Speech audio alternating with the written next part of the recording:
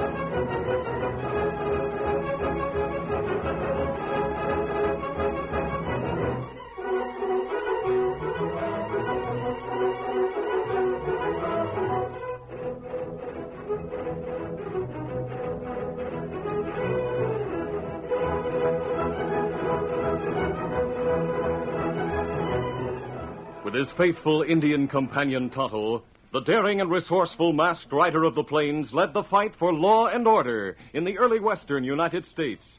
Nowhere in the pages of history can one find a greater champion of justice. Return with us now to those thrilling days of yesteryear. From out of the past come the thundering hoofbeats of the great horse Silver. The Lone Ranger rides again. Come on, Silver. Let's go, big fellow. Hi-yo, Silver! Hi!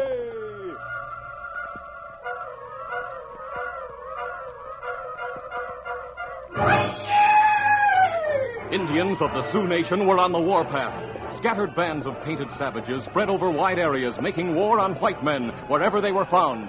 Here they come. Give us the word when to open fire. Save your shooting till they're close. We can't waste ammunition. We're outnumbered 10-1. We got no chance against those redskins. Keep low behind the wagons and go down fighting. Open fire!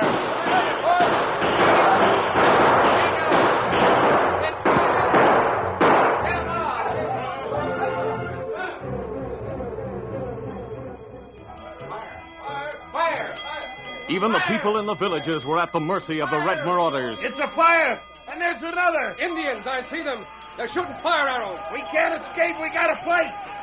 Here come the redskins. They're charging. Open fire!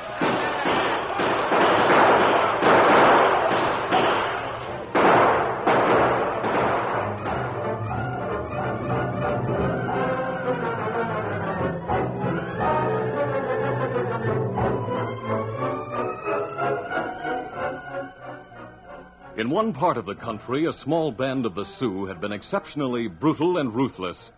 The Lone Ranger and Tonto had been following this band for 2 days. As the trail neared the overland route, now being traversed by westward-moving caravans, it suddenly dissolved. This seemed to indicate that the band of Indians had broken up and scattered. Oh, Silver. Easy, big fellow. Here's where the band broke up, Tonto. See the tracks leading in many directions. And that's not good, Kimasabi. Them do that, so no one follow trail. Means they're getting ready to make trouble. They may have discovered that we've been following them. That's right. We be mighty careful now, Kimasabi. Maybe we ride into ambush. Yes, that's possible. However, we're nearing the overland trail. They may be planning trouble there. And what we do? We're not many miles from Fort Laramie. I think we should ride there at once and notify the garrison commander. He'll throw out a scout detachment to keep an eye on their activities. Easy, Silver. Steady, big fellow. Easy. That good. Come on, Silver. Come up, scout.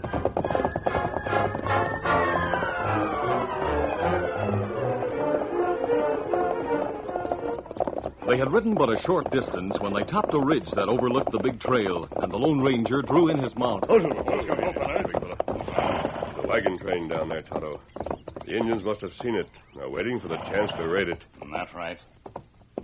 Kimasabi, why wagons stop? Ordinarily, I'd assume the travelers had seen the Indians. They're getting ready to make a stand. But the wagons aren't drawn up in defense formation. That's right. Wagons scattered, not close together. Well, I can't figure it out. We better ride down there and warn the pilgrims. Come on through there. Come up, Scout.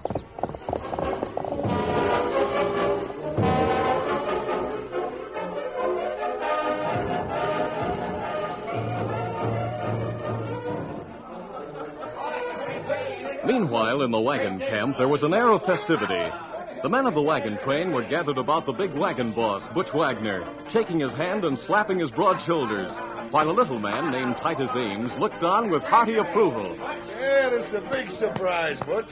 When did you decide to get married? Well, when Julie Ames said she'd have me. That was a couple hours ago. So we're not wasting any time, are we, Butch? You bet we're not, Mr. Ames. I don't want Julie to change her mind. Well, congratulations to you, Butch.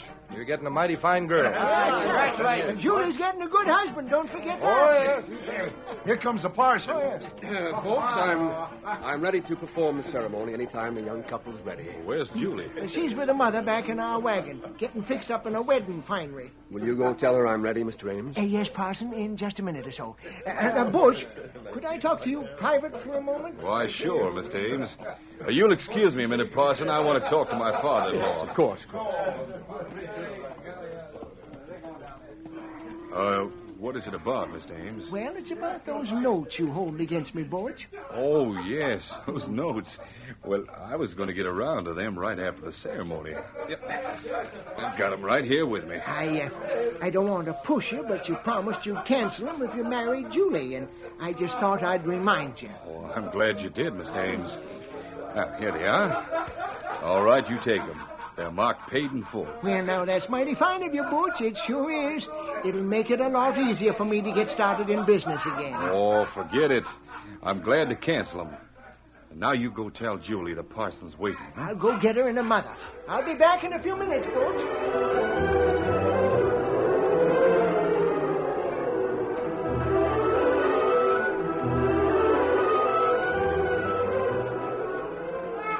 Here comes your father, Julie. I'm ready to go, Mama.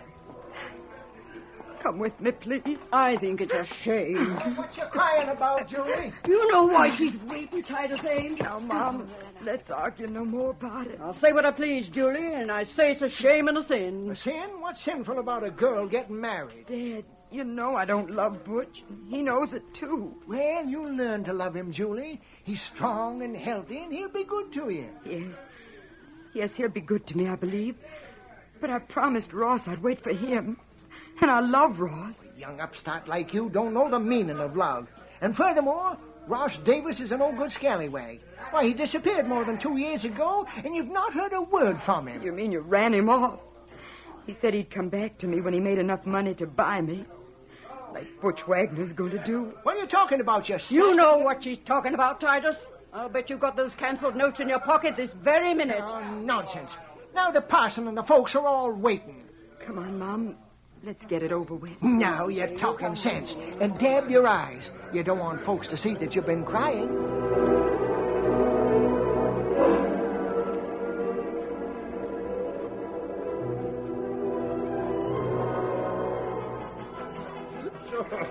Yes, well, all around there like that. Hey, here they come, Butch. Yeah, I see them. Well, Julie looks like she's been crying. Oh, brides often cry. My wife did, too. Yeah, well, I don't blame I her. reckon that's right. Hope we haven't kept you folks waiting too long. You know how women are. They take a lot of time getting their finery on. Julie, you sure look mighty pretty. About the prettiest girl I ever laid eyes on. I'm ready for the ceremony, Butch. You may tell the parson. Julie, maybe you don't love me now, but I'm going to try mighty hard to be a good husband. I know you The will. parson's ready. Now, if the couple will face me. Yeah, like that now. Hey, look yonder. It's a masked man and an engine. Now, what are they riding in here for? I don't know, Titus, but I'll find out. Cover the men. Hold it. Hold up the proceedings, Parson, till I find out what this is all about. Of course. I see we've interrupted the wedding ceremony. I'm sorry, but I want to warn you It's that... a wedding, all right, and you're not invited. We don't want a masked man here. Take off the mask. Who are you? Why'd you come here? Who's the boss of this wagon train? I am. What do you want? Todd and I rode in here to warn you against an Indian attack.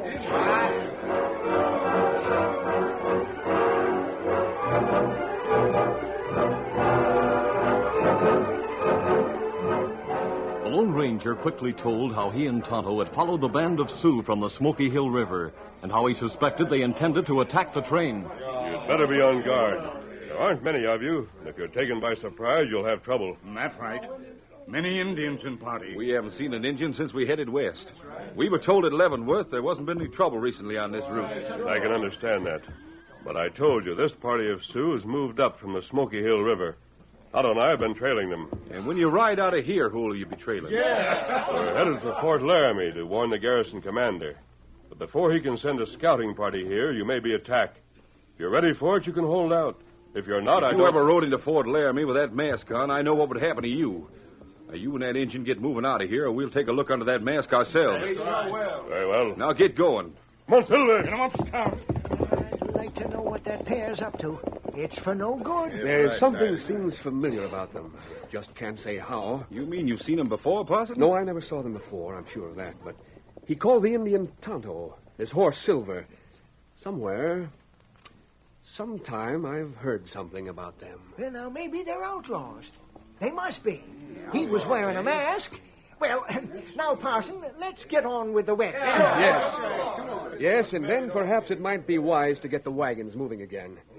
That man may have been telling the truth. Hey, where's Julie? Julie? Why, she was here a few minutes ago. Well, I don't see her now. Maybe she went back to the wagon when the masked man and the Indian rode in. Oh, Julie's mighty upset right now. I know she is. Molly, you go get her. Tell her they're gone.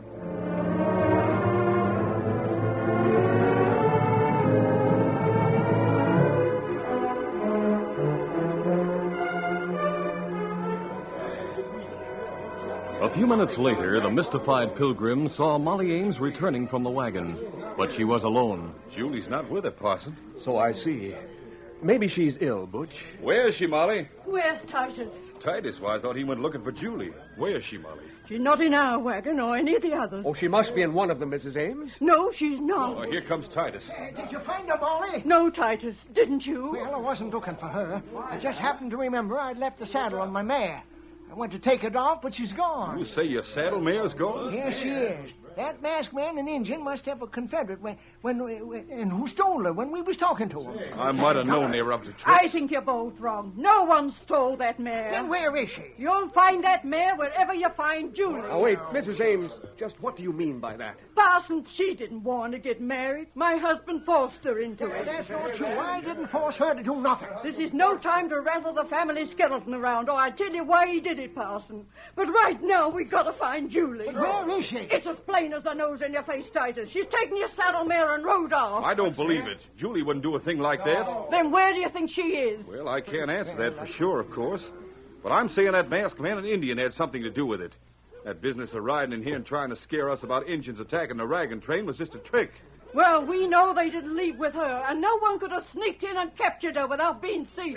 Oh, wait a minute. Let us try to think calmly and decide what we must do to find her.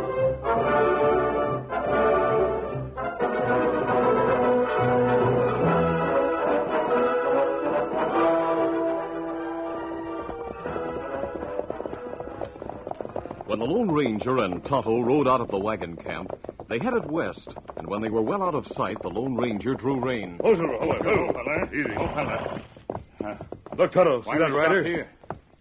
Yes, we see him. That girl we see with wagon train. That's right. Her girl who gets married. Yes, but when we rode in, I could see she'd been crying. I remember now she wasn't among the others when we left. Right, plenty fast. Like she afraid of something. I don't know what this is about, but I'm going to stop her. She might be captured by Indians at any moment. Not right. Her see us, Kimasabi. Now look back. Then let's go. Come on, Silver. Get him up, Scout.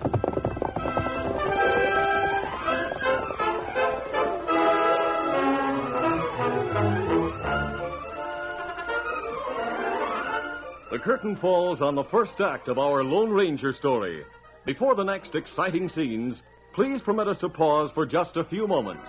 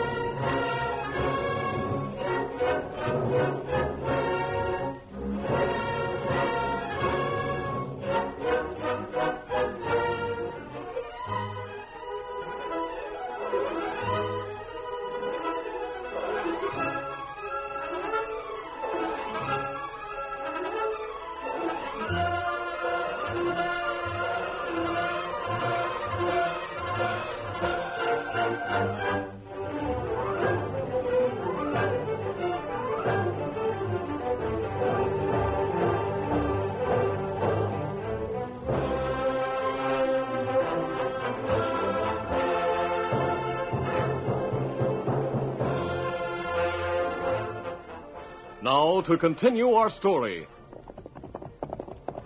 Get up! Get up there! Run, Nellie!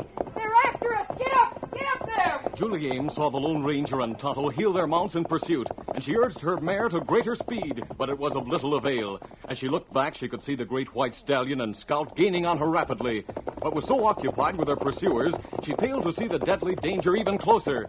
But it did not escape the masked man. Hello. See those Indians? You see him?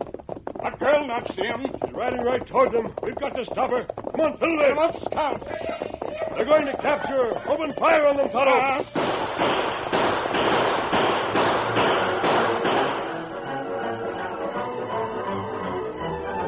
The small group of Indians had been so preoccupied with the anticipation of capturing the girl that they had not seen the approach of the Lone Ranger and Tonto, and the first volley of lead that whistled among them caused surprise and consternation.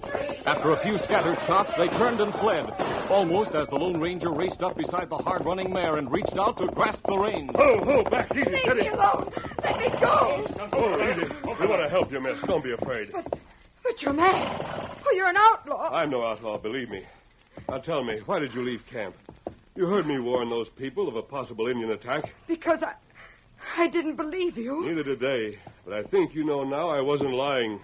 Lucky Tonto and I saw you. Yes, I know that now.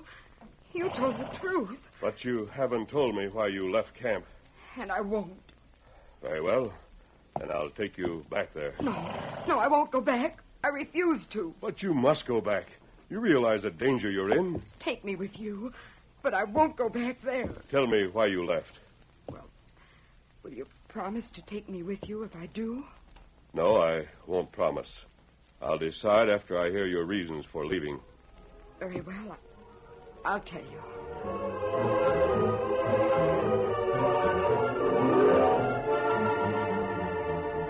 Julie Ames told how she had been in love with a young man named Ross Davis, and how her father had forbidden her to marry him because he was penniless. Ross, she said, had left their hometown in the East to make his fortune, promising to return when he had done so. And that was more than 2 years ago. Since then, I've heard nothing from him. So your father persuaded you to accept the wagon master's proposal? Yes. Butch Wagner is a good man, but I don't love him. I agreed to marry him because he promised to pay off Dad's debts. But at the last minute, I just couldn't do it. Kimasabi, look to far hills yonder. Horsemen? Yes, they're Indians. They're riding to attack the wagon Oh, train. my poor mother and the others. They'll be killed. Are there any men back there who fought Indians before? Only Butch Wagner. All the rest are from the East. Kimasabi, You won't have time to ride to Fort Laramie. that right. Laramie too far now. There's a mining camp 15 miles southwest of here. Ride there at once for help. I'll return with this girl to the wagons. They go. Get him up, Scout. But I don't want to go back there. They'll make me marry Butch Wagner. Not if you flatly refuse. Anyway, we have to warn them. Now come. I'll go. Get up there. Come on, Silver!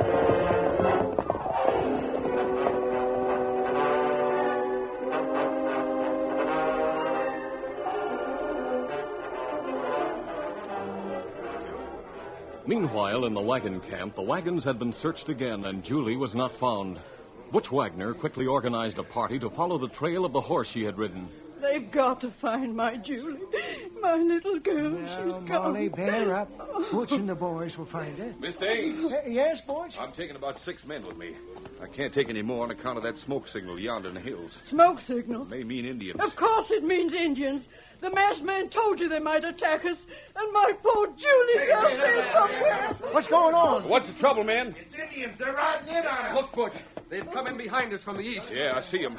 You men get the wagons together. And Molly, Yes? you get the women and children together. Keep them inside the circle of wagons. Parson, you take charge while I'm going. Gone. Where are you going? I'm going out alone after Julie. You'll be killed before you get out of camp. Well, maybe not. At any rate, I'm responsible for what happened to Julie.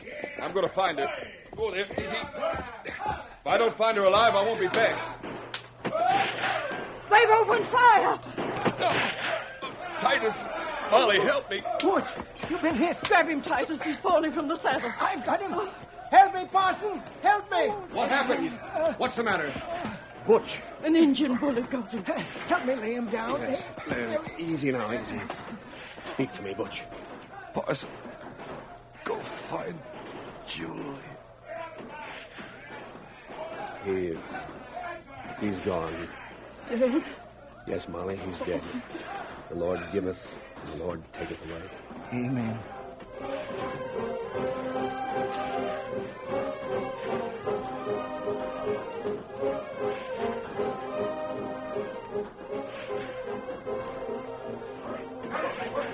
The body of Butch Wagner, the wagon boss, was quickly but tenderly removed to his own wagon, and Molly, Titus, and the parson turned toward their duties.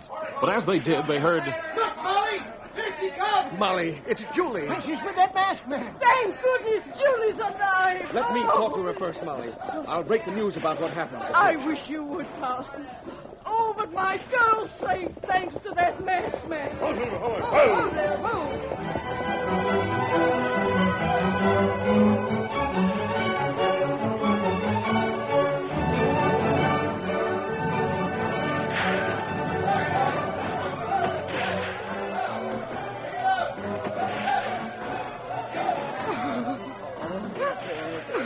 Julie, don't cry so. What have I done?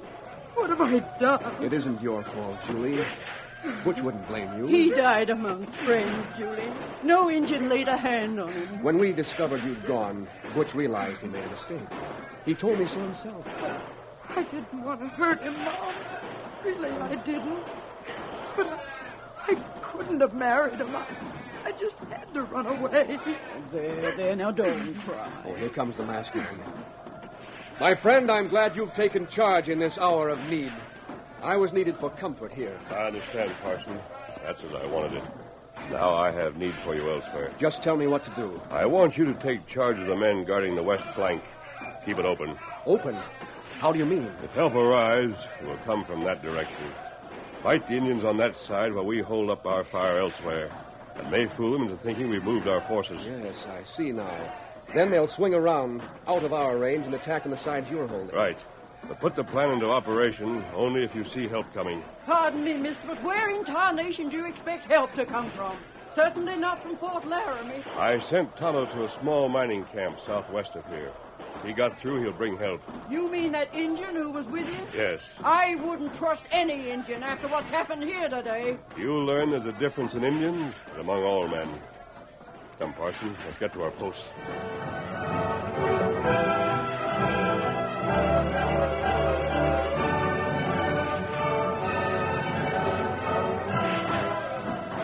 Slowly, the hours slipped by, and gradually the Indians seemed to be tightening the circle of death about the barricaded wagons, and the sun was just beginning to sink over the towering hills to the west.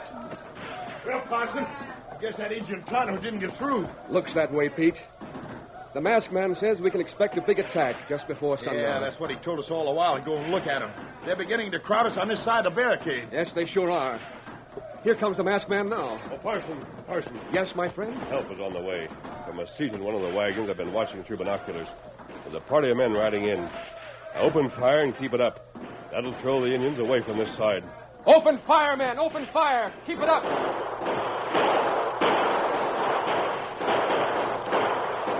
Look at them run.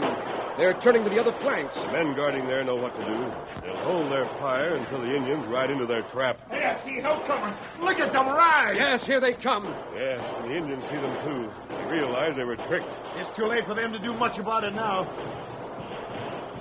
Those men coming in are shooting plenty. Listen to them. What's going on, masked man? Look for yourself, Molly. It's your Indian friend. He's brought help. I told you he would if he got through. Look at them Indians scatter. They know when they're nipped. We'll have no more trouble with them. Bastard. What's the matter, Molly? That man getting off his horse, the one next to Tonto. It's Ross Davis. Ross Davis. Do my eyes deceive me? No, Parson, I don't think so. Ross! Oh, Ross! Julie! Julie! Mister, did you know he was at that mining camp when you sent the Indian for help? Yes, Molly, I knew he was there. I've known him since he came west. Then why didn't you tell my daughter you knew him and knew where he was? Because I wasn't sure he would live to get here. Had he been killed by the Indians, Julie would never have known what happened to him. You see, Molly, it would have been better that way. The shock might have killed Julie. Yes, I see how it is now. The masked man was wise not to build up our hopes until he was sure Ross could get here. Here they come. I must speak to the masked man. She wants to tell you something, mister. Oh, what is it, Julie? Ross has told me everything, mister. I want to apologize for the way I talked, for refusing to do as you said. I understand, Julie. So did Tonto when he heard your story. That's why he didn't ride to Fort Laramie for help. We both knew we could depend on Ross Davis and his miners instead. His miners? Yes, Mr. Ames. Ross Davis struck silver about 3 months ago. These men worked for him. Oh. Well, all I got to say is we're all mighty glad to see him again. Aren't we, Titus? Huh? Oh, well, you bet we are, Molly. I always knew that Ross Davis had the makings of a man. It took you a long time to come to that conclusion, Mr. Ames. But I believe you mean it now. I know he does, Ross. Come, Tonto. Our work here is done. Why, you're going to leave us? You don't need us, Parson. I'm sure the Indians won't attack again. Ross and his men will see you safely to Fort Laramie. Adios. Adios, masked man. Oh, Ross, I'm so happy. So am I, Julie. But we can thank the masked man for everything.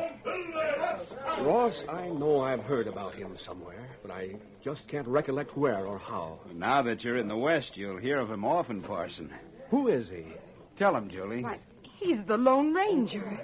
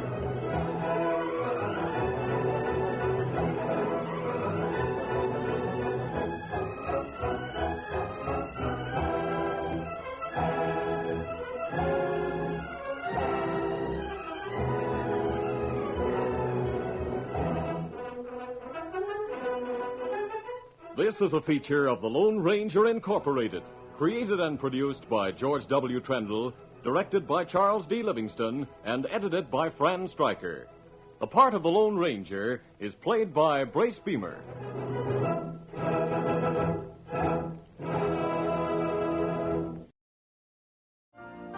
You've been listening to the OTR Gold Network. Find more classic radio at otrgold.com.